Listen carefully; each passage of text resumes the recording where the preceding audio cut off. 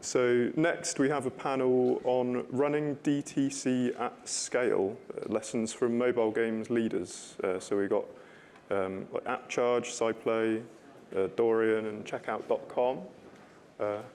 Hopefully they're all making their way to the stage. Welcome, everyone. Thank you for joining. I'm Shuli Finley from Appcharge, Director of Customer Solutions. I have a panel that I'm, thank you, super excited about. I'll, of course, let them introduce you. So Appcharge, we're a D2C provider. I'm mostly excited to be bringing you a really diverse set of voices on D2C, publishers from different areas at different stages that have experienced D2C from different angles. So thank you for joining us. We're really excited to share what we've learned. I'd love for you guys to introduce yourselves, name, role, and where D2C meets you. Okay, it works. Hi, my name is Julia Palatovska. I am co-founder and CEO of UGC games platform Dorian. We're the biggest UGC games platform for female-first fandoms. And we enable creators to go direct to consumers through our platform so they can build games on our platform and distribute them. The ecosystem is quite similar to Roblox on the high level, but the games that they're making are visual novels and dating sims. And for us, so D2C first means that creators can deliver games directly to consumers and make money off of it. And for this reason, D2C in your vocabulary is very important as well because we are sharing revenue with creators. So this jump from paying 30% to significantly less because of the web shops makes a huge difference for us and for the entire indie community on the platform. So yeah, it's been exciting to see growth in this area. It's been really exciting to see how D2C is interpreted in your spaces. Dafna? Hi, I'm Dafna. I'm the Director of Monetization at Goldfish Casino at SciPlay. For us, DTC has been a huge bottom line revenue growth avenue in a market that has been challenging, and with all the UA challenges in the past few years and bringing new customers in, really getting to maximize the revenue stream from your existing players has been a huge factor in our success and our commitments to all the shareholders. And so there's a lot of focus on that, and there's going to be continuous focus there because we've seen that there's so much more potential to be tapped into. So have we. Ashley? Yeah, my name is Ashley Paulus, and I lead revenue at checkout.com, which is one of the world's leading PSPs. In normal speak, we are essentially the payment rails that power a lot of transactions that happen in digital networks and a lot of the services that you guys use today. So if you booked an Uber to come here today, it was probably Checkout that was powering those rails, your Netflix subscription, and then oftentimes working with D2C platforms to help power their payments as well. Ashley used to manage the gaming business unit at Checkout as well, so we're going to tap into some of that background. That's my favorite bit. They coerced me to do e-commerce in the UK and Europe, but the fun stuff is with gaming. I'm very happy to bring you back to home base. So as you guys heard, we have publishing platforms, we have a big-time publisher, we have checkout providers. So I know that one topic that comes up a lot, maybe it's on a lot of your minds as well, is there's been a lot of uncertainty in the last 12 to 16 months in our space. And so we'd love to hear, Dafna, maybe Ashley, from your point of view after, how this uncertainty has impacted the prioritization of different D2C initiatives. That's a really great question. I think for us, it made us realize that there's urgency to tap into this as fast as possible and habituate our players in through that experience. And so we really focused throughout 2025 on ramping up as much as we could, really testing what types of audiences are managed to be exposed to DTC, what makes sense and what does not, and then where to surface the links and what to do with that. And also really morphed our roadmap to focus on that and really look into third parties to understand what we can acquire externally instead of going and developing inside, but really changed our prioritization and made us realize that the time is now to maximize. I love hearing that it's not trivial or taken for granted. There's a lot of publishers that maybe haven't been around as long as you guys have, don't have the same scale, that aren't sure if to interpret it as into urgency or into hesitation. So I'm glad to share that perspective that we do also have a lot of publishers and a lot of the big ones that are interpreting it into the urgency and that are benefiting a lot from it as well. Absolutely. Ashley, do you have any perspective? Yeah, I mean, overall, the regulatory landscape is going to change no matter what industry that you're in. And I think, from my personal perspective, that DMA is a win. It's a win for small providers and for large providers. But at the end of the day, there is still truly no real incentive for app stores for them to lose control of their customer and that data. And it's really powerful if gamers, if D2C platforms are able to help small, large, women-owned gaming networks still own a piece of that. There's different ways to be really successful in it if you're making sure that that payment checkout flow is as native as possible to the initial gaming experience, if you're offering payment methods that are relevant to the consumer, to the customer directly. The gentleman who was just before us talking about like BNPL and wallets in the Middle East is exactly what a customer from the Middle East would want to see. So all of these are different things that you can overlay to make sure that your customer is having a great experience and that you're maximizing as much revenue as possible while still, trying to navigate those regulatory hurdles. Absolutely. A lot of our efforts at Appcharge go into that payments orchestration to provide the local payment methods. It makes a huge difference from what we see. Yeah. Julia and Dafna, I'd love to hear about a D2C initiative that performed better than expected, something that had positive results that you put efforts into in the last year. For us, it was a huge deal last year with all of the introductions. So new introductions and obviously regulation. We jumped from 10% of total revenue from web shops to 40% now. Yeah, it's huge. It's huge for us and for our creators. So our platform, as I mentioned, functions like Roblox, but for different type of games and creators. And we have our own system that is very similar to Robux in the sense that fans would buy currency, our version of Robux, and then the value per unit is determined by how much we actually get after all of the fees, right? So imagine how much it matters for us and for creators because we share the revenue with them when we move from 30% to significantly lower rate on the web shops. So a 40% jump happened just in 3-4 months from 10. Mid last year, so that was really exciting. And what worked for us, so I think for us, explaining to creators how important it is and showing them some math behind this, and basically then creators educating their super fans that how much it matters, and fans followed creators to the web shop. Also, what worked super well was direct inbox messages because we have an inbox system and our most engaged fans are checking it regularly because there is a lot of activity going on, coming also from creators. So that helped. And of course, some special events and deals also helped. But I think creators understanding the value and educating their fans was #1 for us. Beautiful. I think my answer is very similar. The most impactful thing that we've seen throughout 2025 was exposure.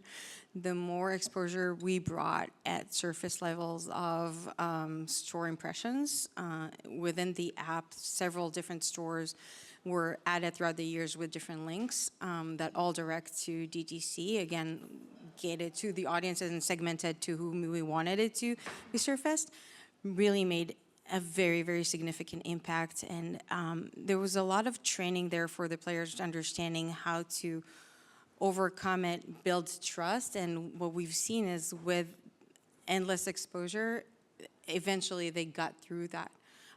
It was very significant, and you could see the ramp just go correlating with the amount of impressions and transactions as well, which was a surprising aspect of it. It wasn't just the visits in the web store. It was really the trust that we build with the players to then make that transition.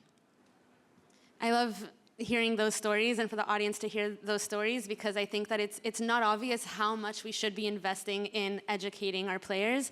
And one thing that we see over and over again is that it always pays off. So thanks for sharing those.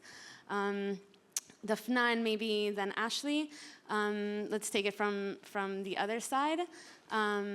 Where is somewhere that some teams have maybe like underestimated the effort or the difficulty of a D2C initiative? The touches again on the trust, building that trust with the player, for us specifically, because we didn't do any links within the app quite yet. It's transitioning the player to a web page that has not been smooth, and it's choppy. The web page that we built looks as close as possible to the language of the game, but is not really the game itself. And so a lot of players had that hurdle of walking into that web store, and then the second phase of, okay, do I put my payment information? A lot of VIPs have shared with us that they're getting gift cards from their grandkids for holidays, and the webpage doesn't accept that. So there's a lot of training there of like, okay, do I trust this? Do I want to do this? Am I willing to make a difference from my normal behavior? And with that, there's a lot of support that needs to come from the game team and the VIP customer success team in order to get them there. But once we go through that hurdle, we've seen immense success, and retention rates and conversion rates keep very, very high. I love that you shared that, Dafna. The thing that we try and do is we try and make that lift as painless as possible, right? And working with providers like Appcharge. So when I juxtapose the two, like the gaming checkout experience, the customer experience that you're talking about, the grandma with the gift cards, and a retail client who has a gift card from a retailer and they're checking out, a normal retailer, even like a digital assets retailer, they're often maybe facing cart abandonment, if there's that friction point. But in the gaming industry, this is so much more costly because it's not just, oh, they abandoned their cart and they'll come back later. Games are immersive, it's an experience. And so once you kind of break that veil, the cost of losing the customer at that point is so, so expensive. So I love to hear that you're thinking about the UX, the UI, and how those things work. What we think about when we're working with different platforms, such as yours directly, but when we're working with different gaming players, the things that we think about are the acceptance rate. So how can we make sure that there's as little friction as possible, that we get the highest conversion, doing a little bit about what I shared before about how we're showing the payment methods that are most relevant.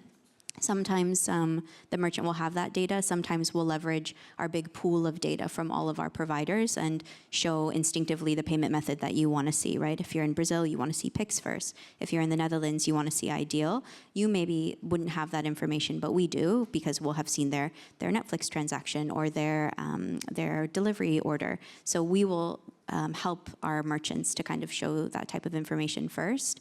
And then the other piece is how quickly from the checkout page does that information go directly into the game so that the users, the customers can return back to that experience. That needs to be completely flawless. That needs to happen in milliseconds. The data needs to be shared very quickly. These are all like friction points and hurdles that we're trying to work out. But going back to the original use case, if you do it well, there's a lot of revenue on the table that you're able to capture. Yeah. I would like to add that we learned that we need to segment our fans, and basically I wouldn't recommend showing, sending first buyers to the web shop, especially if there are any hurdles whatsoever. So if the process is not as smooth as possible as regular checkout, I wouldn't send first-time buyers to the web shop. But we will get there. I want to get there this year. I'm sure. Okay, I have another question about publishers that are doing D2C. Looking back or looking forward, this could go to all of you. What do you think distinguishes between publishers that are doing well or going to do well in 2026 versus the ones that are still struggling? Maybe. For us, I think that you need to, it needs to be a big part of the strategy. It needs to be a big part of the process and product and the vision, because you can't just like put it on top of everything else and hope it works. But if you do it right, it makes a huge difference. So as we are kind of, as a company, looking to expand who gets to make games and who gets to play games. A lot of our creators are former webcomic creators or TikTokers, and now they become game creators, and therefore they bring new audiences from webtoons and whatnot into games. So this is what we're super excited about. And obviously, we are looking to also take some learnings from all of these media platforms. Like, for example, this year we're aiming to experiment a lot with special events that are distributed by influencers and creators elsewhere, and they drive fans directly to the web shop. First, not to the app, then there is some special offer. For example, it's like special limited time only pass that you get for my series on Dorian. The series is going to continue for a year, and if you buy it now in the next 2 weeks, you will get benefits, special benefits for the next 2 years. Go to the web page. It's obviously a very smooth experience to go to the web page versus downloading the app as well. So there are a lot of benefits doing it this way, and we're exploring all of these events right now. Nice. I mean, that's very in line with a lot of the best practices that we share and guide a lot of our publishers through as well. Ashley, do you have anything to add to that?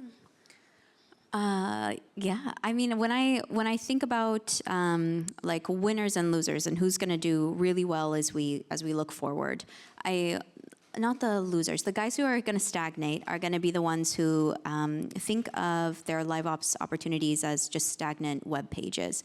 These are maybe going to have they're not really thinking through that UX. They're not pulling that end mile, like collect the money from the customer experience directly into the full experience of the customer. This is really important. You see the largest, biggest companies in the world that really don't look at payments specifically as a utility, but as a full part of the flow.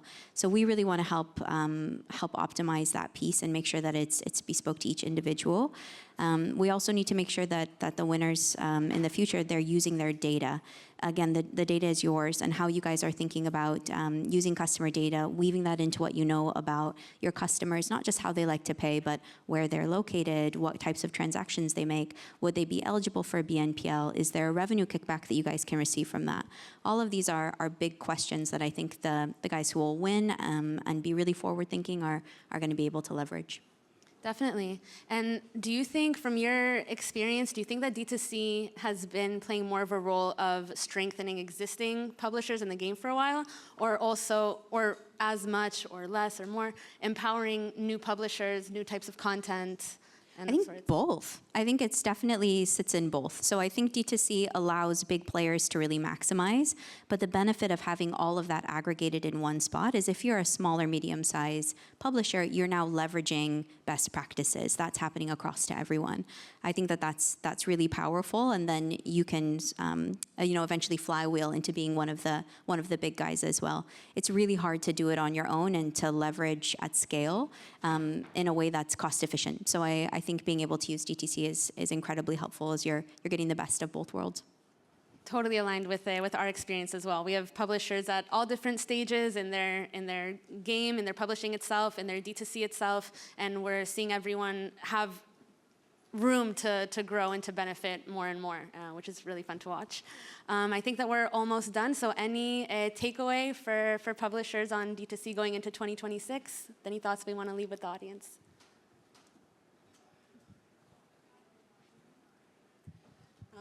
I think with everything that we're doing, and really everything that is game development and our philosophies of game development is to really put the player first and understand what their needs are. And so we've been talking all day and yesterday how to really segment and tailor the experience of DTC as part of the game experience and making it as cohesive as possible. And I think that will be the key with everything. It's DTC and it's everything game development.